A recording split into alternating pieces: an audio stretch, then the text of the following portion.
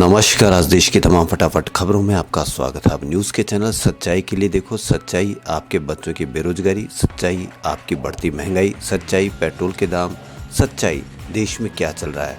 तो इसलिए बढ़ते हैं खबरों की ओर। खबरों के लिए आप हमारे चैनल को सब्सक्राइब कर सकते हो। तो भारी विरोध के बीच नागालैंड में विवादास्पद सशस्त्र बल विशेष अधिकार कानून यानी अफ्स्पा को 6 महीनों के लिए बढ़ा दिया गया है। अफ्स्पा कानून सुरक्षा बलों को बिना किसी पूर्व वारंट के अभियान चलाने और किसी को भी गिरफ्तार करने का अधिकार देता है। अगर वे किसी को गोली मारते हैं तो यह उस स्थिति में बलों को प्रतिरक्षा भी देता है। बता दें कि नागालैंड के मोन जिले में 4 दिसंबर को उग्रवाद विरोधी अभियान के दौरान गड़बड़ी हो गई और 14 आम नागरिक को मौत हो गई। नागरिकों की मौत के बाद अफ्स्पा कानून को वापस लेने की मांग जोर पकड़ रही है। अफ्स्पा को वापस लेने के लिए नागालैंड की राजधानी कोहिमा समेत कई जिलों में विरोध प्रदर्शन भी हुए। इसमें अफ्स्पा को बैन करने की मांग की गई है।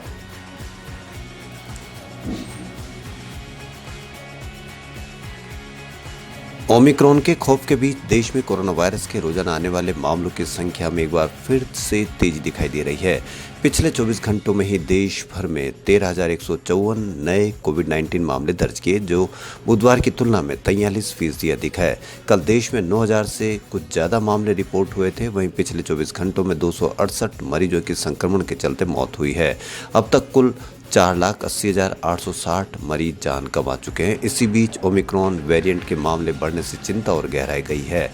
देश में ओमिक्रॉन वेरिएंट के मामले बढ़कर 961 पहुंच गए हैं, जिसमें से 300 मरीज ठीक भी हो चुके हैं। ओमिक्रॉन के सबसे ज़्यादा मामले दिल्ली और मुंबई में हैं।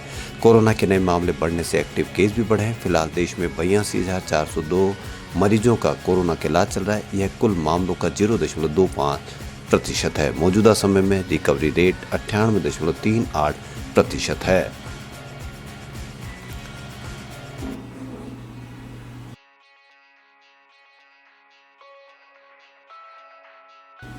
राजस्थान में बढ़ते कोरोना संक्रमण और तीसरी लहर की आशंका को देखते हुए सरकार ने एक बार फिर सख्ती शुरू कर दी है। सीएम अशोक गहलोत की अध्यक्षता में मंत्री परिषद की पहली बार हुई लाइव ओपन बैठक में कोरोना की नई गाइडलाइन को मंजूरी दी गई है। इसे गृह विभाग ने तत्काल जारी और लागू भी कर दिया। हालांकि इसके तहत न्यू ईयर सेलिब्रेशन पर छूट रहेगी, बाकी पाबंदियां बढ़ा दी गई है। अब हर तरह के कार्यक्रम, रैलियां, प्रदर्शनी, धार्मिक और अन्य समारोह में 200 से ज़्यादा लोगों के इकट्ठा होने पर रोक रहेगी।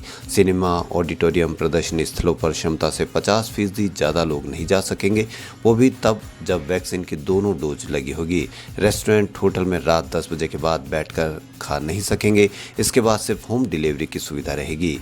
नाइट कर्फ्यू का सख्ती से पालन होगा। उधर स्कूल, कॉलेज और कोचिंग इंस्टीट्यूट में ऑफलाइन क्लासेस बंद करने या स्टूडेंट की संख्या सीमित करने को लेकर कैबिनेट में फिलहाल कोई चर्चा नहीं हुई। राजस्थान में कोरोना का नया वेरिएंट ओमिक्रॉन तेजी से पैर पसार रहा है। इससे लड़ने के लिए जल्द ही नई दवाएं और नई वैक्सीन भी बाजार में आने वाली है।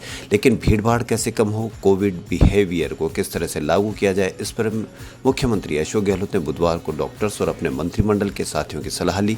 कैबिनेट मंत्री ने कहा कि न्यू ईयर की पार्टी रात 12 बजे शुरू होती है। ऐसे में या तो सरकार न्यू ईयर सेलिब्रेशन पर पूरी तरह से रोक लगाए या फिर न्यू ईयर के लिए रात्रिकालीन कर्फ्यू में छूट दी जाए।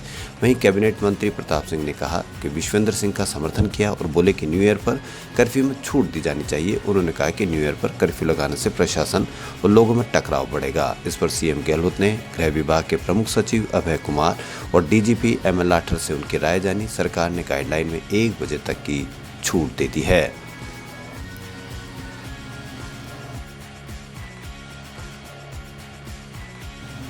राजस्थान में डेल्टा ओमिक्रॉन का डबल विस्फोट हुआ है। बुधवार को प्रदेश में 190 दिन बाद 131 कोरोना रोगी मिले। वहीं पहली बार 5 जिलों में ओमिक्रॉन के भी मरीज मिले। राजस्थान में अब तक 69 ओमिक्रॉन केस मिल चुके हैं। इसी के साथ ओमिक्रॉन केसों के मामलों में राजस्थान देश में चौथे नंबर पर आ गया है। सबसे ज़्यादा 238 केस दिल्ली में मिले हैं। इस बीच राजस्थान सरकार ने न्यू ईयर पर भीड़ को नियंत्रित करने के लिए डबल सख्ती शुरू कर दी है। सीएम अशोक गहलोत की अध्यक्षता में बुधवार को कैबिनेट की बैठक में डबल डोज को अनिवार्य कर दिया गया है। इसके तहत नए साल से कॉलेज, स्कूल और कोचिंग संस्थानों के अलावा इनके ऑटो, बस, कैब, सिनेमा, थिएटर, मॉल, दुकान और होटल आदि में कोरोना वैक्सीन की दोनों डोज लेने वालों को ही एंट्री दी जाएगी। हालांकि न्यू ईयर पर नाइट कर्फ्यू में रात 1 बजे तक की ढील दी गई है। अभी रोज रात 11 बजे से सुबह 5 बजे तक नाइट कर्फ्यू है, लेकिन 31 दिसंबर को रेस्टोरेंट का संचालन 2.5 घंटे अतिरिक्त हो सकेगा। वहीं नाइट कर्फ्यू 2 घंटे बाद शुरू होगा। इसके अलावा शादी समारोह में भी अधिकतम लोगों की संख्या 200 तक सीमित कर दी है। पहले इसमें पाबंदी नहीं थी।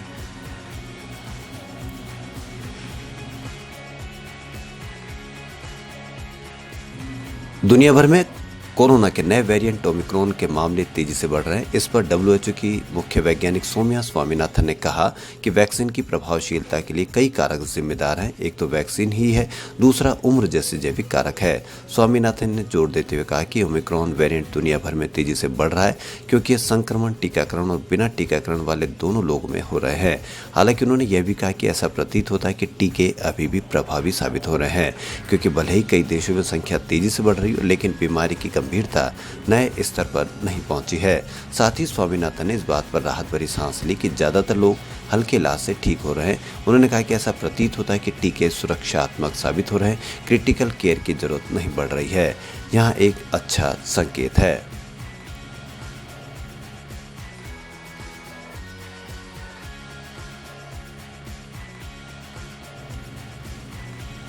पहाड़ों पर हो रही बर्फबारी से मैदानी इलाकों में तापमान लगातार कम हो रहा है, जिससे ठंड बढ़ती जा रही है। राष्ट्रीय राजधानी दिल्ली में गुरुवार से ठंड और बढ़ने की संभावना है। वहीं देश के कई हिस्सों में बारिश हो सकती है। मौसम विभाग के अनुसार दिल्ली में आज न्यूनतम तापमान 6 डिग्री सेल्सियस है, जबकि अधिकतम तापमान 21 डिग्री सेल्सियस रह सकता है। पिछले 2 दिनों से हो रही बारिश और सूरज और बादलों की आंख मिचौली से इस दौरान तापमान में 4 से 5 डिग्री तक की गिरावट दर्ज की गई है। अब गुरुवार से बादल छाए रहेंगे, सुबह शाम कोहरा रहेगा, हल्की हवाएं चलेगी, जिससे आने वाले दिनों में ठंड और कनकनी के साथ शीतलहर चलेगी। मौसम विभाग के अनुसार उत्तर प्रदेश के कई जिलों में गुरुवार से बादल छाए रहेंगे, सुबह शाम कोहरा रहेगा, हल्की हवाएं चलेगी, आने वाले दिनों में ठंड और बढ़ेगी। वहीं राजस्थान में भी ठंड और बढ़ने की संभावना है।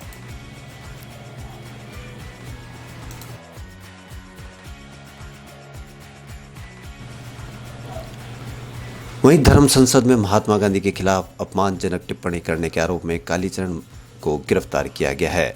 राष्ट्रपति महात्मा गांधी के खिलाफ छत्तीसगढ़ की राजधानी रायपुर में आयोजित धर्म संसद में अपमानजनक टिप्पणी करने और उनके हत्यारे नाथुराम गोडसे की तारीफ करने के आरोप में कालीचरण को गिरफ्तार कर लिया गया है। मध्य प्रदेश के खजुराहो से कालीचरण की गिरफ्तारी हुई है। रायपुर SSP प्रशांत अग्रवाल ने कालीचरण की गिरफ्तारी की पुष्टि की है। पुलिस सूत्रों के अनुसार कालीचरण ने खजुराहो में एक गेस्ट हाउस में बुकिंग कराई थी, लेकिन वहां रुका नहीं। उस गेस्ट हाउस से उसने चेकआउट भी नहीं किया ताकि पुलिस को चकमा दे सके। कालीचरण खजुराहो से 25 किलोमीटर दूर बागेश्वरी धाम के करीब एक शख्स के घर पर रुका। पुलिस से बचने के लिए उसके तमाम साथियों ने भी फोन बंद कर दिए। पूरे दिन पुलिस से सुराग तलाशी। सुबह तड़के 8-10 पुलिसकर्मियों की टीम उसे गिरफ्तार कर रायपुर रवाना हो गई। शाम तक उसे कोर्ट में पेश किया जाएगा। खबरों फिलहाल इतना ही। यदि आपको हमारा चैनल पसंद आए तो लाइक, सब्सक्राइब और शेयर अवश्य करें। धन्यवाद।